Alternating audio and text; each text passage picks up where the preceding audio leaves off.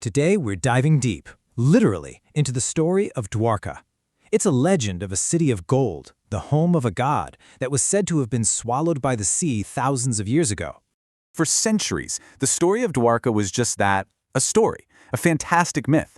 A city of unimaginable wealth, home to Lord Krishna himself just vanishing into the ocean? But what if it wasn't a myth at all? What if it's real history, with real evidence just waiting to be discovered at the bottom of the Arabian Sea? Okay, so first, let's get a picture of what we're even talking about. The legend itself is just incredible.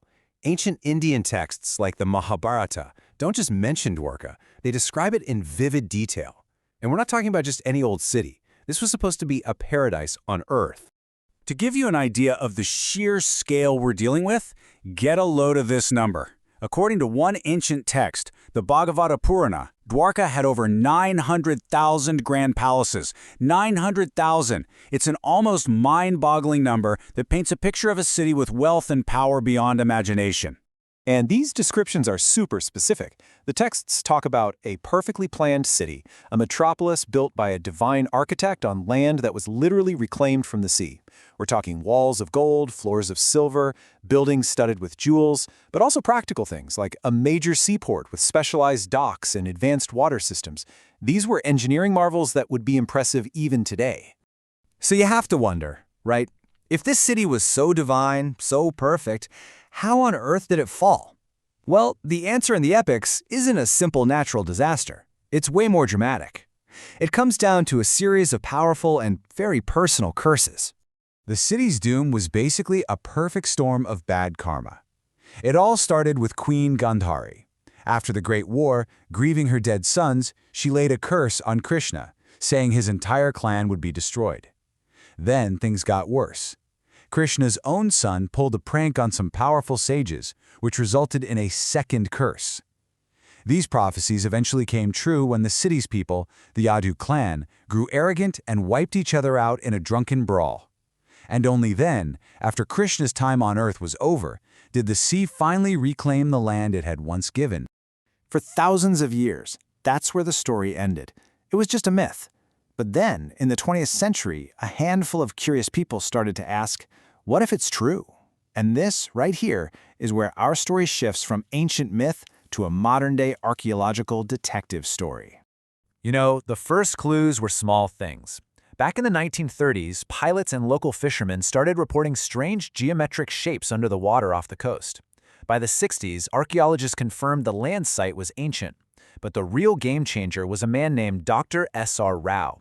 He was convinced the old texts were more than stories, so he started India's very first marine archaeology unit. And his quest was anything but easy. He faced constant doubt, and funding was so tight that he sometimes had to pay for his team's food out of his own pocket. That's dedication. And this quote right here was his guiding principle. For Dr. Rao, the scriptures weren't just about faith. They were historical records, clues to a lost world. He basically asked a very simple question. If archaeologists used ancient texts to find the city of Troy, why couldn't they use Indian text to find Dwarka? So, after all that hard work and persistence, what did they actually find down there? Did science end up backing the ancient stories? Well, let's take a look at the evidence, because this is where things get really interesting. The connections are just mind-blowing. It's almost like they were checking things off a list. The myths describe a huge, fortified city. Well, divers found massive stone walls, over half a kilometer long, deep underwater. The texts talk about a busy seaport.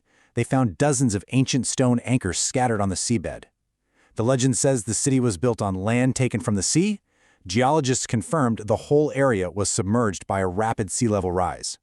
One by one, the physical evidence started to line up perfectly with the ancient stories. And the dates seemed to fit too. The artifacts were carbon dated to about 3,500 to 5,000 years ago, right in the ballpark for the age of the Mahabharata. But then the team found something that just didn't fit. Something that challenged everything. 9,000 years. They found a piece of pottery that carbon dated to 9,000 years ago. Think about that. That's twice as old as the supposed age of Krishna's Dwarka. It's even older than the great Harappan civilization, which was thought to be one of the first major urban centers in the region. This single artifact hinted at a much, much older story, a lost chapter of human history that could rewrite what we know about early civilization in this part of the world. So, what happened? How did this city, or maybe multiple cities, end up underwater? Well, science has a pretty compelling answer. A massive, catastrophic rise in sea level. Geological data shows that the Arabian Sea rose suddenly and dramatically right around the time the city is thought to have vanished. And get this, it wasn't just a local event. Scientists have found evidence of similar major flooding events from that same time period all across the globe. So this whole journey, this nearly 90-year search, from fishermen's tales to high-tech sonar, has completely transformed the story of Dwarka. It's not just a myth anymore. It's a real place with a real history, and its legacy is still unfolding right now. And I mean that literally.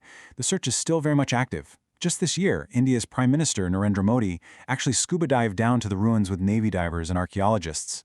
He made a symbolic offering of a peacock feather, a symbol of Lord Krishna. It was this really powerful moment, connecting India's deep past with its living present. And that really brings us to the fascinating reality of Dwarka today. You could say there are two Dwarkas. On land, you have the Holy City, a vibrant pilgrimage site that draws millions of people. And then, just off the coast, under the waves, you have its twin, a submerged archaeological site, the lost city of Krishna, slowly being pieced back together by science. When you look at it, the story of Dwarka really shows us something important. It suggests that faith and science don't have to be enemies. They can just be two different roads leading to the same truth. One path gives us belief, and now the other is starting to provide the proof. The rediscovery of Dwarka proves that a story can be dismissed as a fairy tale for millennia and then suddenly emerge as historical fact. And that leaves us with a pretty incredible question to think about. How many other great myths from around the world are just histories that we haven't found the evidence for yet?